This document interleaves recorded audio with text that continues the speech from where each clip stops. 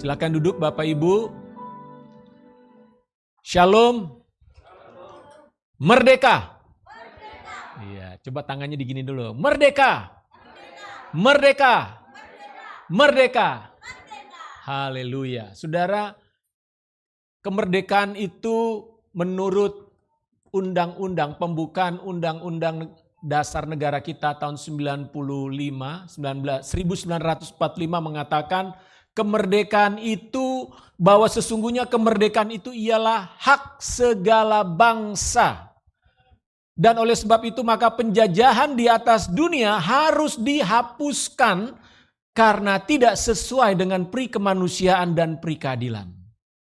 Dan perjuangan pergerakan kemerdekaan Indonesia telah sampailah kepada saat yang berbahagia dengan selamat sentosa mengantarkan rakyat Indonesia ke depan pintu gerbang kemerdekaan negara Indonesia yang merdeka, bersatu, berdaulat, adil dan makmur. Haleluya. Saudara, ini sebuah pernyataan yang luar biasa. Profetik, sangat profetik. Sangat alkitabiah, saudara. Saya percaya hikmat Tuhanlah yang diberikan kepada para pemimpin-pemimpin bangsa kita ya, waktu mereka merumuskan pembukaan undang-undang dasar ini. Wah, ini kata-kata yang powerful. Kadang mungkin kita waktu SD, waktu SMP kalau sering upacara agak kurang memperhatikan gitu ya. Dan kurang mendapat makna. Tapi tadi malam waktu saya mencari pembukaan ini, dan kebetulan kemarin waktu 17 Agustus di RW, saya itu yang membacakan ini, saudara. Saya bertugas membacakan ini. Sesungguhnya kemerdekaan itulah ialah hak segala bangsa. Saudara, ini satu pernyataan yang sangat alkitabiah. Kenapa? Karena Tuhan juga berkata bahwa Dia ingin supaya semua orang dimerdekakan dari dosa. Amin. Tuhan Yesus datang ke bumi ini agar semua orang diselamatkan. Kemerdekaan bangsa kita adalah kemerdekaan secara fisik. Tidak ada lagi bangsa yang menjajah negeri kita. Tapi banyak orang yang masih terjajah secara mental. Bahkan juga secara spiritual, saudara. Mereka tidak menjadi orang yang merdeka sungguh-sungguh. Sama seperti orang Israel, waktu keluar dari Mesir, mereka 350 tahun ada di Mesir, saudara, di bawah perbudakan Mesir. Kemudian mereka berdoa, lalu Tuhan mengutus Musa, dan Musa memimpin mereka keluar dari Mesir. Tapi keluar dari Mesir, sikap mental mereka masih sebagai mental orang yang terjajah. Sikap mental mereka masih seperti orang yang diperbudak, saudara. Dengan cara apa? Dengan cara mereka selalu ingin kembali ke Mesir. Di Mesir lebih enak. Di Mesir lebih nyaman. Padahal Tuhan sedang membawa mereka menuju sebuah tanah perjanjian. Tanah yang penuh dengan susu dan madu. Itulah sebabnya kenapa Tuhan ingin supaya bangsa Israel betul-betul merdeka. Tuhan izinkan mereka 40 tahun di padang gurun. Kenapa? Supaya sisa-sisa Mesir itu harus dibuang dulu dari pikiran hati mereka, saudara. Nah, itulah yang sering terjadi dalam kehidupan banyak orang Kristen. Bahwa mereka mengaku sebagai orang Kristen, tapi sikap hati hidup mereka masih seperti orang yang ada di bawah kekuasaan dosa. Nah, oleh karena itu Bapak Ibu Saudara, Kristus datang ke dunia ini untuk menyelamatkan kita. Untuk menyelamatkan semua orang, katakan semua orang. Jadi Tuhan Yesus itu milik semua orang. Semua manusia. Karena Dia adalah Tuhan yang datang ke dalam dunia ini. Tuhan yang tidak kelihatan menjadi Tuhan yang kelihatan, saudara. Itulah Kristus. Jadi kalau ada yang meragukan Yesus itu bukan Tuhan, saya mau katakan pagi hari ini, sebagaimana Alkitab tuliskan, firman Tuhan yang mengatakan bahwa Yesus Kristus itu adalah Tuhan yang sudah menjelma menjadi manusia. Atau dalam bahasa kerennya inkarnasi, saudara. Inkarnasi artinya pribadi yang tidak kelihatan menjadi kelihatan. Tuhan yang tidak kelihatan, Elohim sang pencipta yang tidak kelihatan, Dia menjadi kelihatan Untuk apa? Untuk menyelamatkan manusia, saudara dan saya. Dan dia mendeklarasikan dirinya. Kita baca di dalam Yohanes 14 ayat 6, boleh kita baca. Yohanes 14 ayat 6.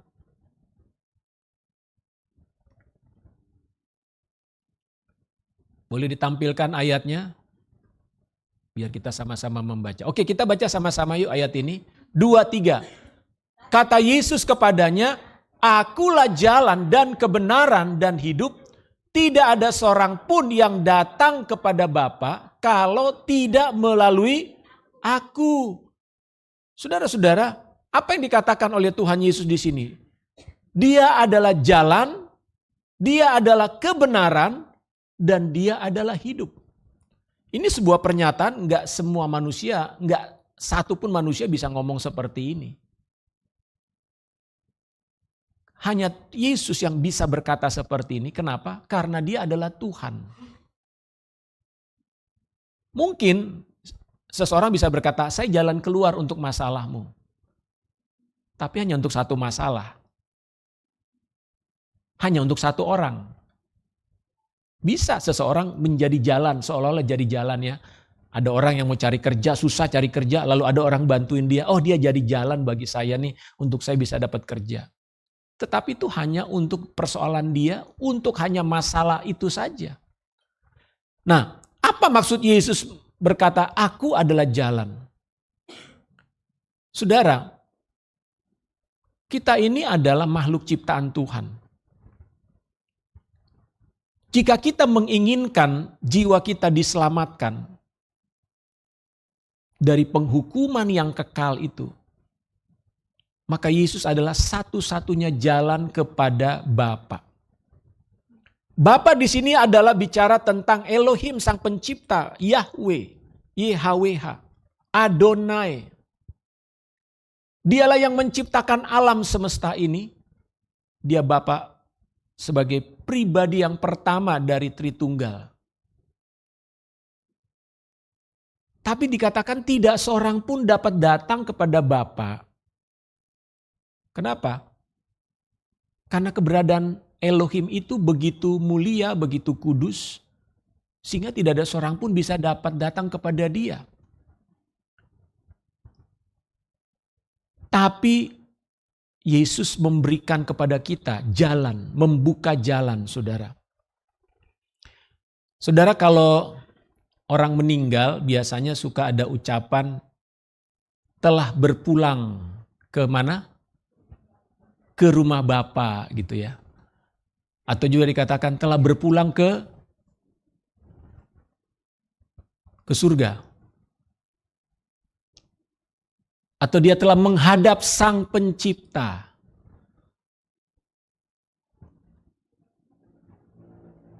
Saudara, pertanyaannya apakah betul dia kembali kepada Bapa? Apakah betul dia kembali kepada Tuhan Sang Pencipta itu? Kalau melihat kepada perkataan Yesus ini, "Akulah jalan. Akulah jalan, tidak seorang pun dapat datang atau tidak seorang pun yang datang kepada Bapa kalau tidak melalui Aku." Jadi saudara, kalau orang tidak datang kepada Yesus, tidak percaya kepada Yesus, dia tidak akan sampai kepada Bapa.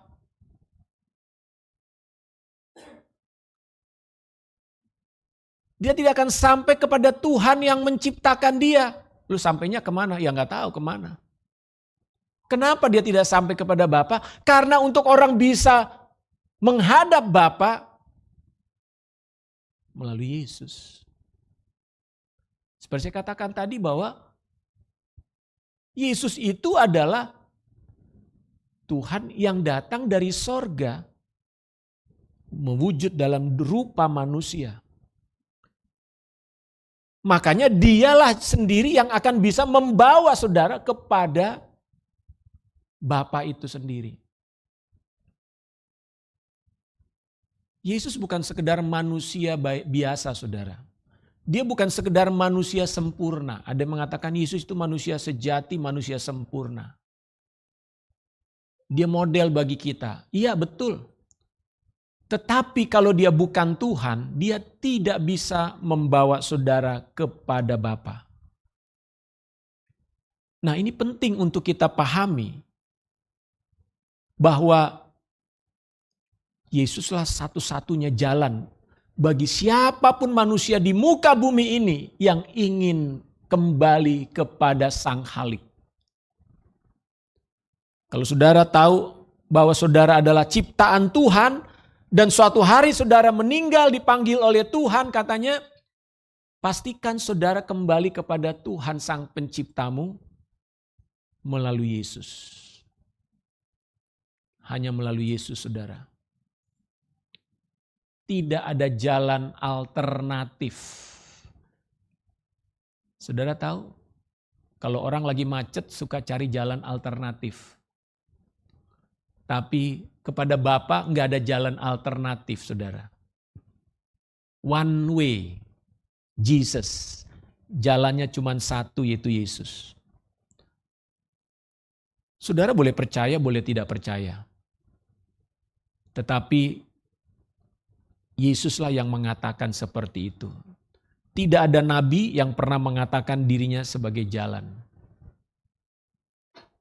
Tidak ada orang yang bisa mengatakan akulah jalan kepada Tuhan. Enggak. Nabi-nabi yang lain hanya pembawa pesan. Tapi Yesus adalah jalan itu sendiri. Dan di sana yang kedua, Yesus berkata, Dia adalah kebenaran. Tuhan itu kebenaran. Apa itu kebenaran? Kebenaran artinya kesejatian, keaslian, original, murni. Apa yang ada pada Tuhan itu sesuatu yang asli, yang murni, yang sejati, saudara. Sebaliknya kalau iblis, dengar baik-baik, iblis itu pembohong. Sumber segala kebohongan berasal dari iblis. Karena di dalam iblis yang ada hanyalah dusta dan kepalsuan, saudara. Kalau kita bilang sekarang, apa yang iblis lakukan dan apa yang iblis ucapkan itu KW. Dia peniru dan penipu ulung. Makanya hati-hati kalau saudara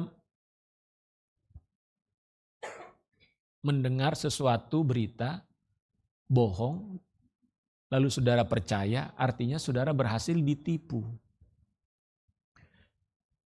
Kalau Yesus adalah kebenaran, dia adalah benar, maka apa yang dia ucapkan, apa yang Yesus katakan adalah benar.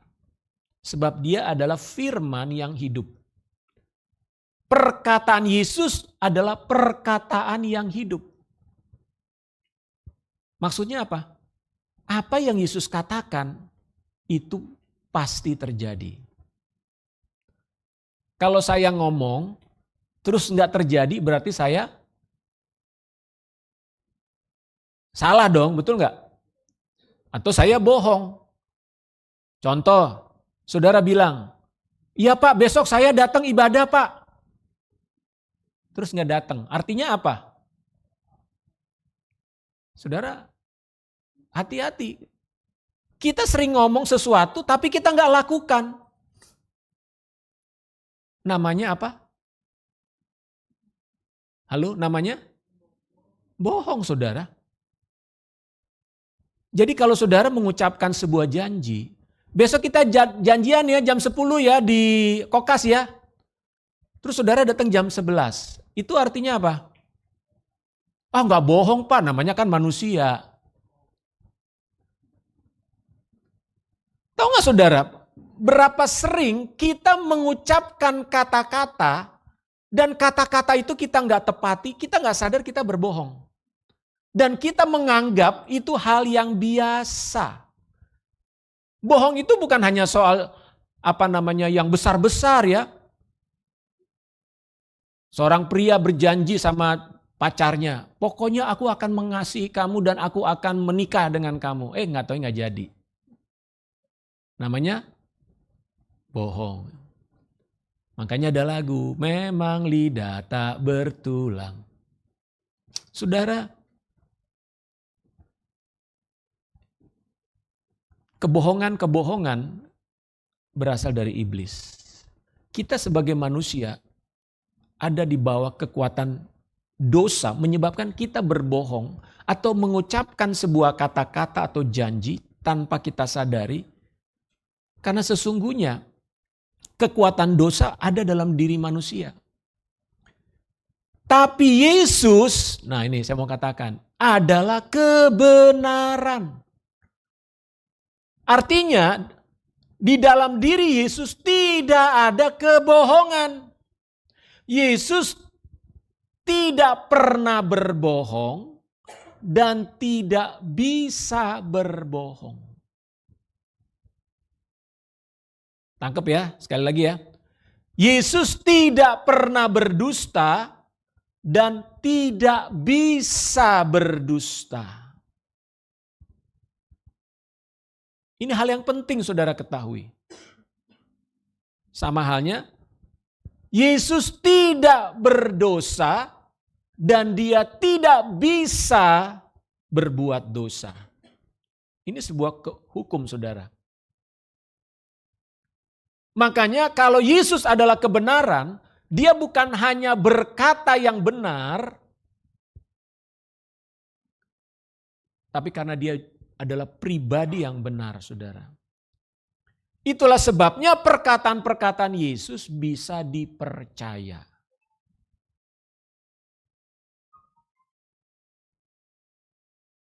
Kalau manusia bisa janji 1001 macam janji. Tapi betapa seringnya kita tidak menepati janji kita. Ya, saya juga banyak janji sama istri yang belum ditepati ya. Saya harus akui.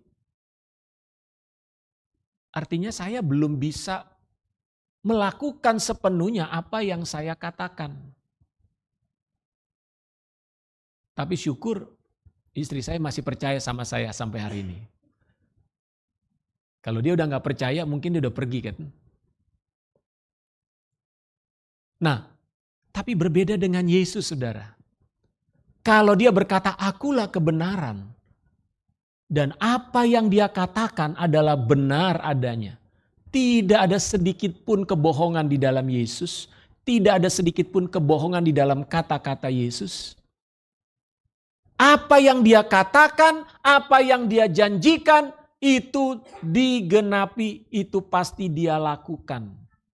Saya ingin mengatakan ini kepada saudara, agar saudara mengenal siapa Yesus itu. Jadi kalau dia berkata kepada saudara lewat Alkitab, dosamu sudah diampuni, maka itu benar-benar diampuni saudara. Iblis yang berusaha untuk meragukan saudara. Nah, cara iblis justru bertentangan dengan Yesus. Iblis adalah pembohong. Apapun yang dikatakan oleh Yesus, namun iblis akan berusaha untuk memutarbalikannya, untuk membuat saudara ragu. Jadi kalau saudara ragu terhadap apa yang Yesus katakan, maka itu pasti bukan dari Tuhan, itu pasti dari iblis. Jadi ketika Yesus berkata, aku mau engkau sembuh, maka itu artinya Yesus benar-benar ingin saudara sembuh. Tapi iblis akan datang dalam pikiran dan telinga saudara. Mana sembuh? Belum sembuh. Enggak mungkinlah sembuh. Yesus berkata, aku ingin memberkati engkau dalam segala kelimpahan. Iblis datang, mana diberkati hidupmu susah. Mana diberkati Buktinya kamu masih begini. Ingat saudara, iblis adalah pembohong. Makanya saudara harus percaya dulu bahwa Yesus, di dalam Yesus tidak ada kebohongan. Apa yang dia katakan adalah kebenaran. Karena Yesus tidak bisa berbohong. Dia bukan sekedar enggak mau bohong loh saudara. Yesus enggak bisa. Enggak bisa dia berbohong. Kalau saudara mungkin enggak mau berbohong tapi bisa bohong. Saya niatnya enggak mau bohong tapi saya bisa bohong. Tapi Yesus enggak bisa berbohong. Kenapa Yesus tidak bisa berbohong? Karena dia adalah kebenaran. Dusta dan kebenaran enggak bisa jadi satu. Sama seperti gelap dengan terang tidak bisa bersatu. Saudara, ruangan ini gelap atau terang? Terang. Ada yang gelap enggak? Enggak ada. Semua bagian ruangan ini terang. Kenapa? Karena ada terang. Kapan ruangan ini gelap? Ketika terangnya enggak ada. Jadi nggak bisa dikatakan, oh ini ruangan ini terang, ini gelap nih, bagian sini gelap. Enggak. Di mana ada terang, nggak ada kegelapan. Di mana ada kegelapan, tidak ada terang. Demikian juga dalam diri Yesus. Karena Yesus adalah kebenaran, apa yang dikatakan benar, dia nggak ada kebohongan. Nah firman Tuhan, dia adalah firman yang hidup. Makanya apa yang dia katakan itu pasti terjadi. Apa yang dia ucapkan dalam firman tertulis dalam Alkitab ini adalah benar. Tinggal saudara mau percaya atau tidak.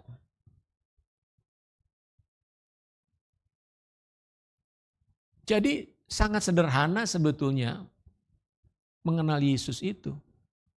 Dalam dia ada kebenaran. Enggak ada kebohongan, enggak ada kepalsuan. Enggak ada setengah benar. Iblis bisa setengah benar loh. Hati-hati. Iblis bisa separuh benar.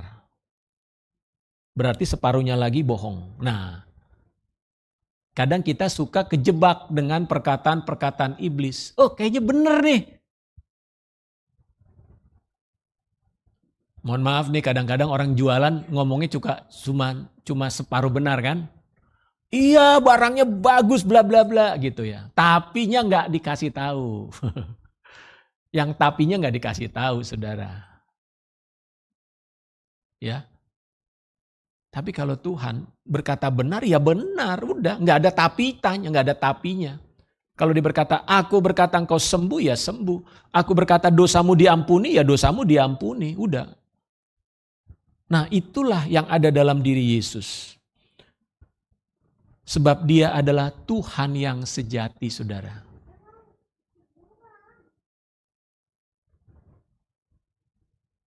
Kok gak ada yang amin ya? Yesus adalah Tuhan yang sejati. Kalau ada Tuhan yang sejati, berarti ada Tuhan yang palsu. Di mana ada barang asli, pasti ada barang palsu. Itu nggak usah dipungkiri ya. Dan yang dia palsukan biasanya adalah barang-barang yang bagus. Betul? Barang-barang yang bagus, yang berkualitas, yang mahal pasti ada palsunya. Nggak mungkin orang bikin palsu sendal jepit yang harga 10.000. Tapi kalau dia sendal udah mahal, pasti ada palsunya saudara. Karena Tuhan yang kita sembah, Tuhan itu satu-satunya Tuhan, yaitu Yesus. Firman-Nya adalah kebenaran, tidak ada kepalsuan di dalamnya.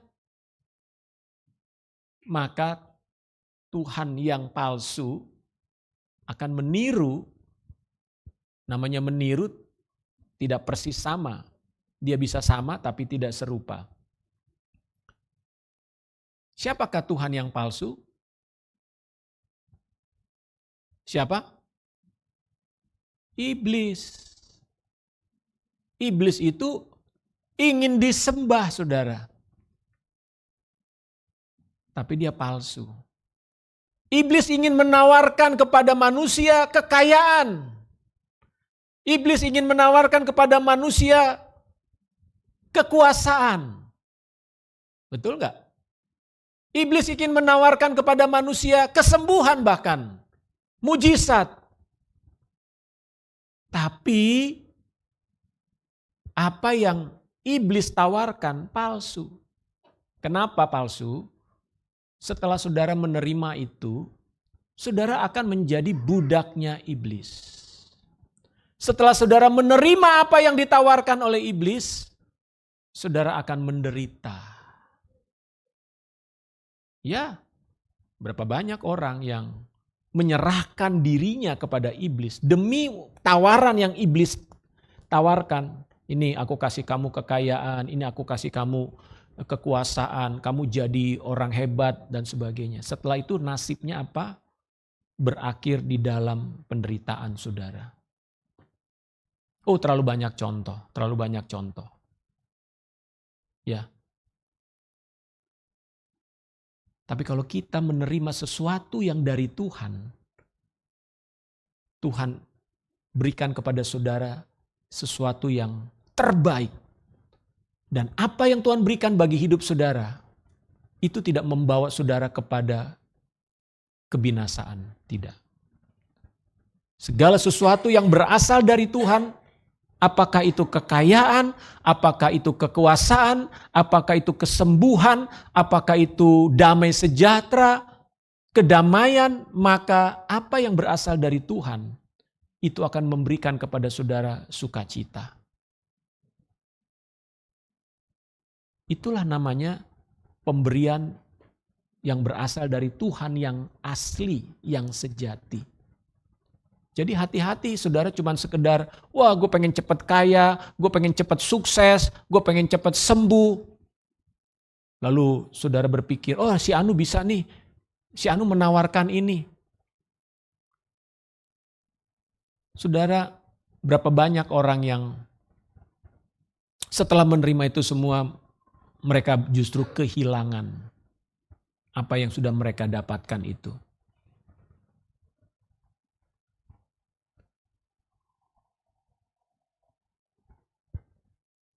Contoh Ayub ya. Ayub pernah kehilangan banyak loh. Dia dari orang yang kaya raya, tiba-tiba jatuh miskin karena perbuatan iblis. Tapi karena Ayub terus bertahan di dalam iman kepada Tuhan. Akhirnya apa yang terjadi, saudara? Semua yang hilang kembali.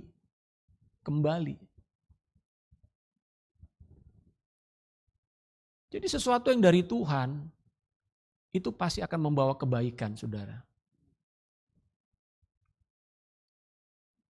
Rasul Paulus mengatakan, waspadalah.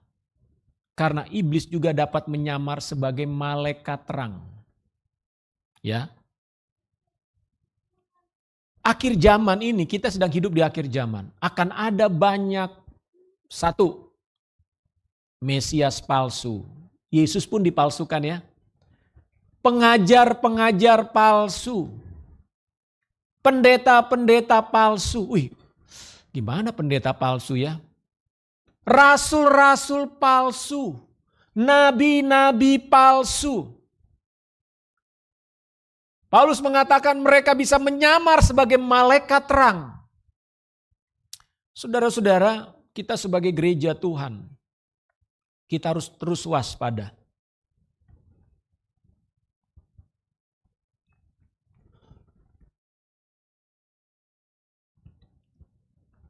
Saya mau mengingatkan di sini sebagai gembala.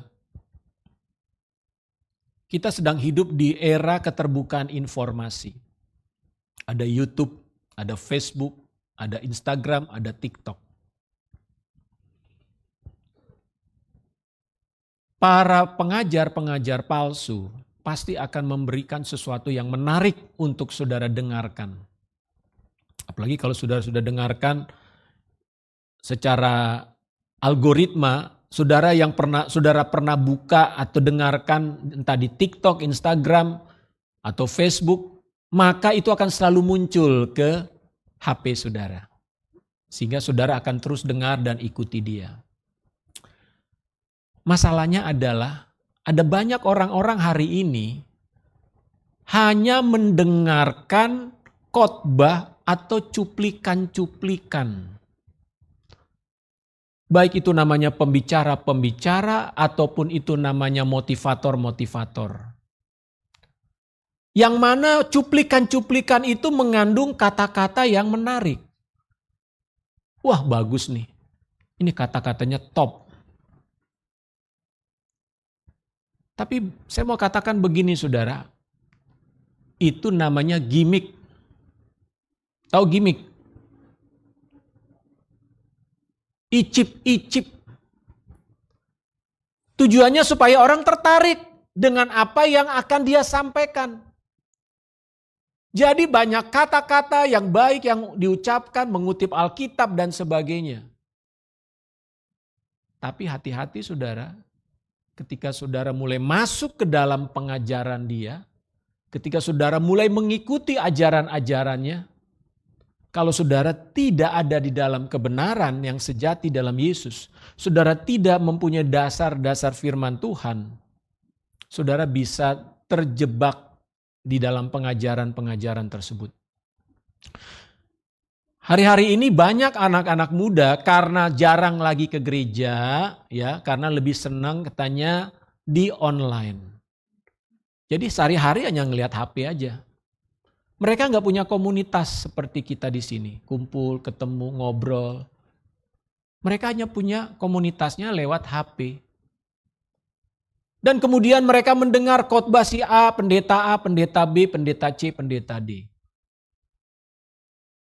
Tapi dia nggak punya pendeta buat dirinya sendiri. Dia nggak punya gembala. Dia nggak punya pembina rohani. Dia merasa sudah berjemaat dengan pendeta A. Tapi nggak pernah ketemu dengan pendeta A. Pendeta A pun nggak kenal dia, bukan? Coba kalau saudara cuma lihat di HP. Saudara pengagum pendeta A. Saya mau tanya, emang pendeta kenal saudara? Tapi dia merasa sudah menjadi anggota jemaat dari pendeta A. Dan dia tidak tahu pendeta A itu ajarannya sesat. Lalu siapa yang akan mengingatkan dia? Enggak ada saudara. Dia akan masuk ke dalam pikiran-pikiran dan perkataan-perkataan dan pengajaran dari pendeta A ini. Dan dia tidak tahu itu sebuah kesesatan. Saya mau katakan, kita sedang hidup di akhir zaman. Kalau saudara tidak ada dalam sebuah persekutuan, dalam sebuah gereja, sebuah komunitas, di mana saudara digembalakan. Saya mau katakan saudara adalah domba yang paling empuk bagi iblis. Bagi singa dan beruang yang akan menerkam. Jadi gereja itu bukan cuma sekedar ibadah, apalagi ibadahnya online. Lalu saudara sudah merasa sebagai jemaat Tuhan. Oh, ntar dulu. Ya. Ada banyak penyesatan, bahkan orang dicuci otaknya hari-hari ini dengan mengatakan, yang penting kita percaya Yesus. Saudara, orang bisa tersesat dianggapnya percaya Yesus, tapi Yesus yang salah. Ingat, penyesatan itu sudah dilakukan iblis ribuan tahun yang lalu. Jadi iblis itu penipu yang sudah menipu jutaan miliaran manusia. Saudara gak bisa lawan penipuan iblis dengan berpikir, wah saudara udah hebat, udah dengerin khotbah di mana-mana. Enggak saudara. Iblis itu penipu yang paling licik.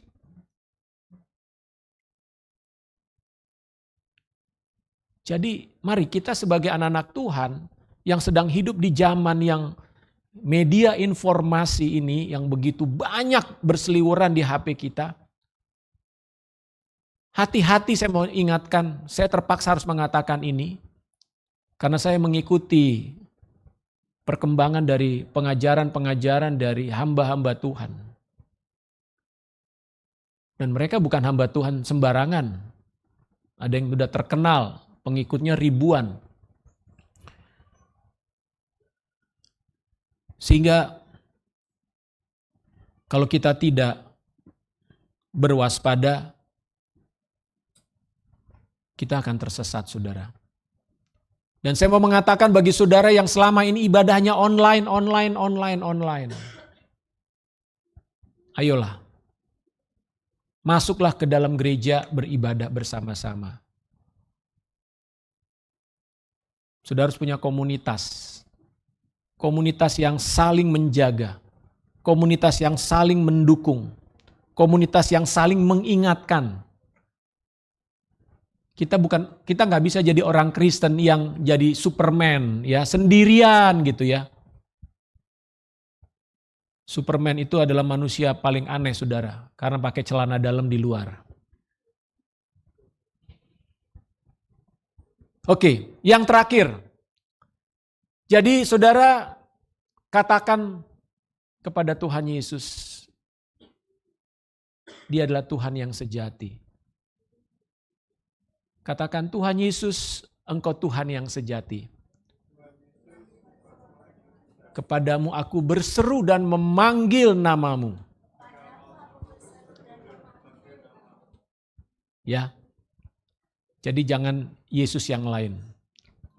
Oke, yang terakhir, Yesus mengatakan Dia adalah hidup. Ya. Kita ini makhluk hidup.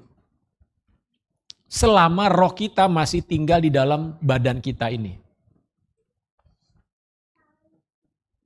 Tetapi, tahukah saudara, Alkitab mengatakan bahwa dosa menyebabkan kematian. Di hadapan Tuhan, karena manusia semua sudah berdosa, maka semua manusia dikatakan binasa, mati. Jadi walaupun orang itu masih hidup, masih bernafas, tapi di mata Tuhan dia mati. Loh kok mati, Pak? Iya. Karena mereka mati itu artinya mereka terpisah dari Tuhan. Jadi manusia yang berdosa, ya ini saya bicara manusia yang belum ditebus oleh darah Yesus, belum menerima penebusan darah Kristus. Mereka bisa kelihatan hidup, beraktivitas, bekerja, ataupun berkarya, berprestasi sekalipun. Ya, orang-orang yang dianggap hero, hebat, sukses di tengah-tengah dunia ini. Tetapi karena mereka adalah manusia berdosa, Alkitab mengatakan mereka dalam keadaan mati di hadapan Tuhan. Sebab mereka terpisah dari Tuhan. Jadi mati artinya terpisah dari Tuhan. Ya. Yang kedua, manusia dikatakan mati karena manusia hidup dalam kesia-siaan. Tanpa sebuah tujuan yang Tuhan berikan dalam hidup mereka.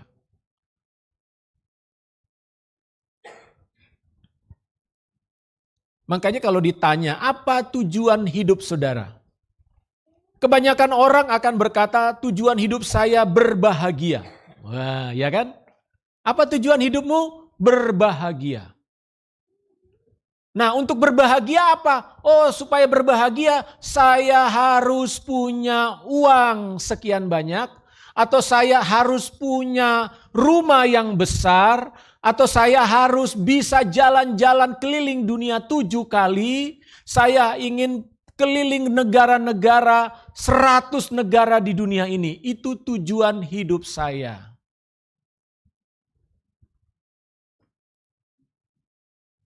Terus ada lagi, untuk mencapai itu apa?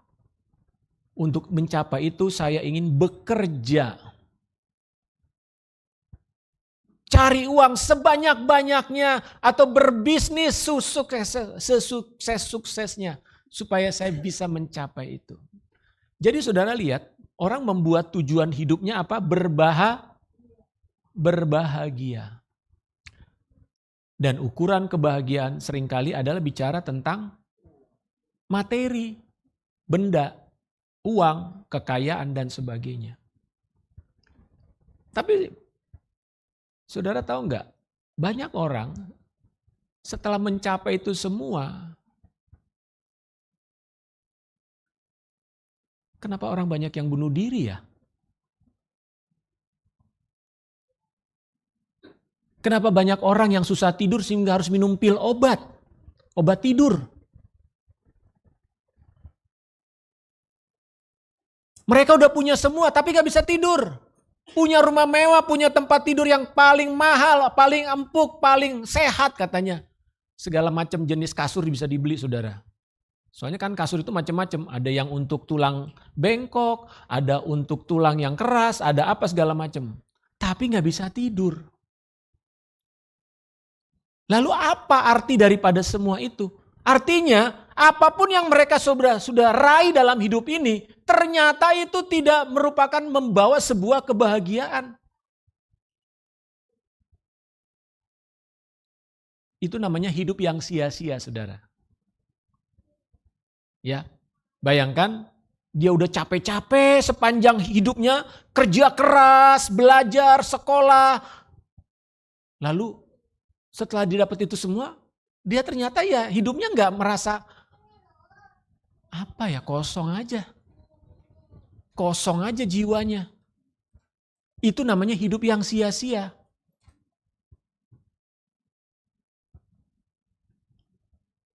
Nah, itu namanya orang yang mati, saudara.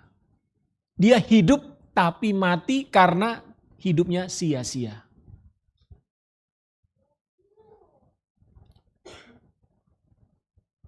Yang ketiga, manusia itu mati karena mereka pasti akan mati dalam kematian yang kekal.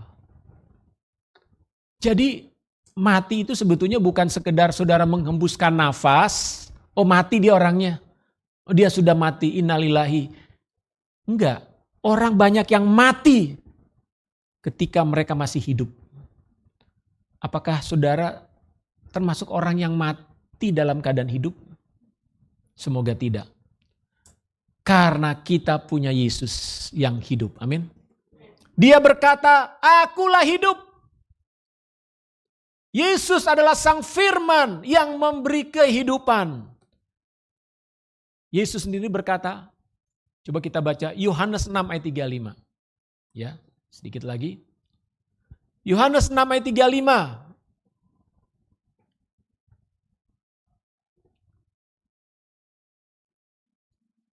Kata Yesus kepada mereka, akulah roti hidup. Bread of life. Barang siapa datang kepadaku, ia tidak akan lapar lagi. Wow, luar biasa. Jiwa manusia banyak yang lapar, makanya haus dengan kekayaan, haus dengan kekuasaan, haus dengan ketenaran, haus dengan keterkenalan, haus dengan barang-barang mewah. Saudara tahu kan kenapa barang-barang mewah diciptakan? Karena ada orang yang haus. Kalau dia pakai barang-barang mewah, waduh kayaknya gue jadi hidup nih sebagai manusia. Tapi begitu barang mewahnya hilang, waduh lemes. Saudara, Yesus berkata, akulah roti hidup. Engkau tidak akan lapar lagi kalau datang kepadaku. Kalau saudara datang kepada Yesus, Mazmur 23 mengatakan, tidak ada lagi yang aku inginkan. Saudara, percayalah. Mungkin saudara masih muda hari ini, wah masih banyak cita-cita ya, masih banyak keinginan. Gak apa-apa, gak salah. Tetapi saya mau ingatkan, firman Tuhan ingin ingatkan saudara. Sampai saudara ketemu dengan Yesus, saudara akan selalu mencari. Tapi kalau saudara sudah ketemu Yesus, yang saudara cari, tujuannya beda. Saudara masih bekerja, saudara masih mencari karir, saudara masih mencari uang. tapi tujuannya beda. Ya, saya bekerja untuk melakukan kehendak Tuhan. Saya mencari uang untuk melakukan kehendak Tuhan. Saya ingin mencapai jabatan yang tinggi untuk melakukan kehendak Tuhan. Itu beda tujuan, saudara. Bukan berarti kalau udah ketemu Yesus, oh saya nganggur sekarang, saya nggak mau yang lain-lain. Enggak, bukan itu. Tapi kita punya tujuan yang berbeda.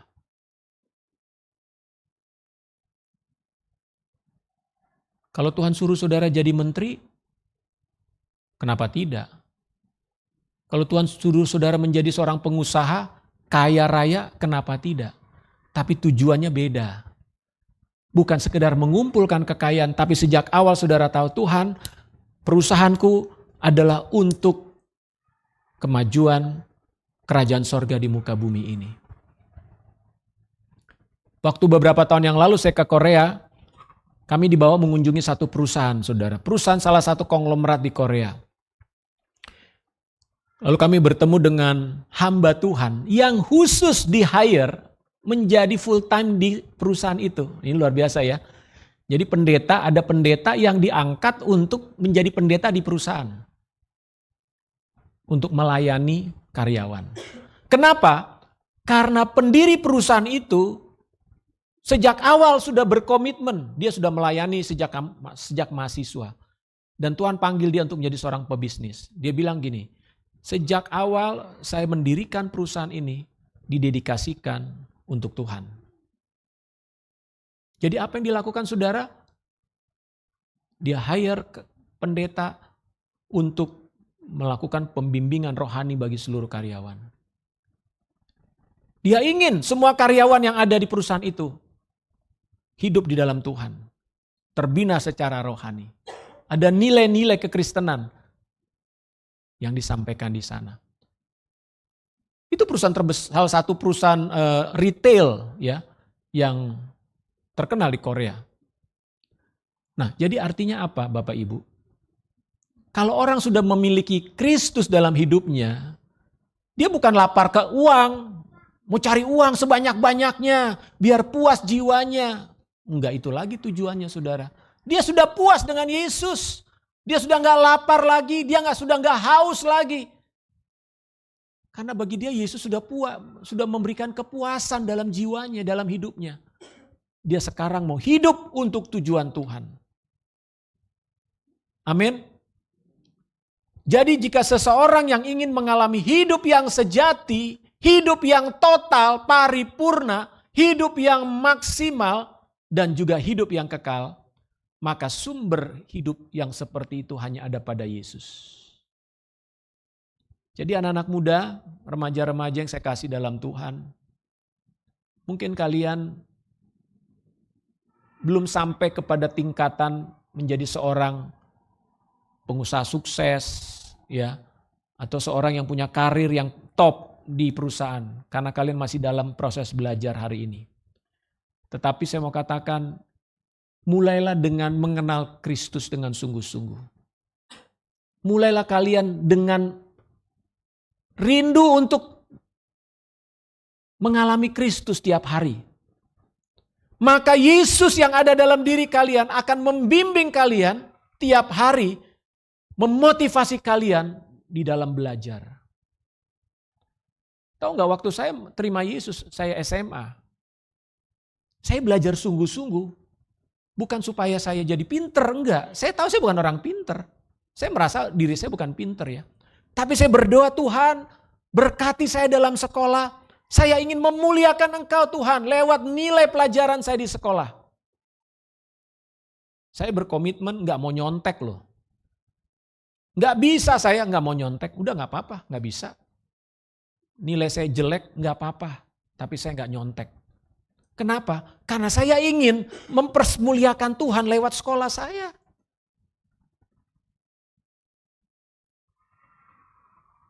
Dan saya belajar dengan sungguh-sungguh. Bukan supaya bangga pinter. Enggak. Saya ingin melakukan itu untuk Tuhan. Jadi mari kita melihat tujuan hidup kita berbeda sekarang. Karena kita lakukan ini untuk Tuhan. Amin. Itu sumber motivasinya. Jadi bukan motivasinya gini, oh biar gue jadi cowok terkenal, gue harus jago ini. Supaya banyak cewek yang naksir sama gue. Tapi ketika saudara kalian punya motivasi karena untuk Tuhan, entah kalian sekolah, entah kalian bekerja, entah menjadi seorang ibu rumah tangga, semua dilakukan karena Yesus sebagai sumber hidup itu. Maka kita punya satu dorongan yang luar biasa. Saya bisa tahan belajar berjam-jam untuk bisa menyelesaikan studi. Ayo kita harus dapat nilai yang bagus, kita anak Tuhan. Itu saudara. Ya. Jadi bukan karena disuruh orang tua, ayo belajar, Yosua ayo belajar. Ya, siapa lagi? Deborah ayo belajar. Ya, kalau kita belajar karena disuruh-suruh, apalagi diancam-ancam, kita belum tahu siapa diri kita. Tapi kalau kita, Tuhan terima kasih Engkau sudah mati bagi saya belajar dengan sungguh-sungguh supaya nama Tuhan dimuliakan. Saya ingin masuk perguruan tinggi yang terbaik, saya ingin mendapatkan pendidikan yang baik. Nah, semua dilakukan karena untuk Tuhan, amin. Itu motivasi yang terkuat dalam hidup kita sebagai orang-orang percaya. Amin. Demikian juga dalam bekerja. Ya. Jadi bekerja juga bukan karena disuruh bos. Karena ada uang lembur baru mau kerja. Kalau nggak ada uang lembur nggak mau ah. Lalu kerjanya asal-asalan. Enggak. Tapi karena Yesus yang hidup dalam diri kita. Dialah yang menjadi alasan kenapa saya mau bekerja dengan sungguh-sungguh. Kenapa saya ingin menunjukkan pekerjaan itu penting dan membuat perusahaan kita maju. Karena Yesus. Bukan karena bos. Bukan karena gaji. Gaji mah itu urusan lain. Bosmu tidak naikkan gajimu. Yang bayar saudara itu Tuhan Yesus. Amin. Iya, percaya saja.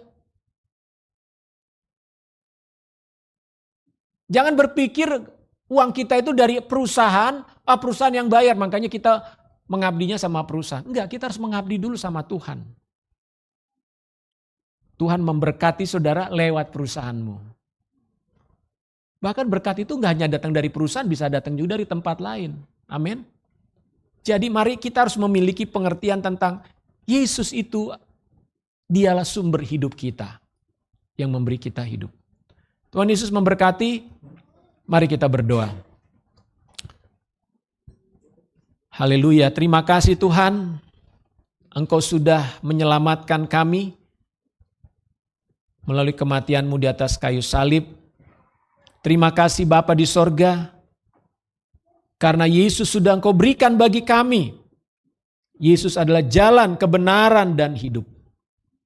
Inilah kami anak-anak-Mu yang sudah Engkau tebus dengan darah-Mu Tuhan.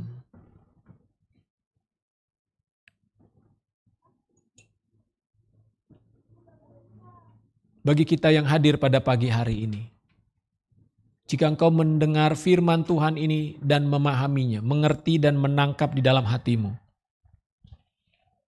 responilah firman Tuhan ini saudara.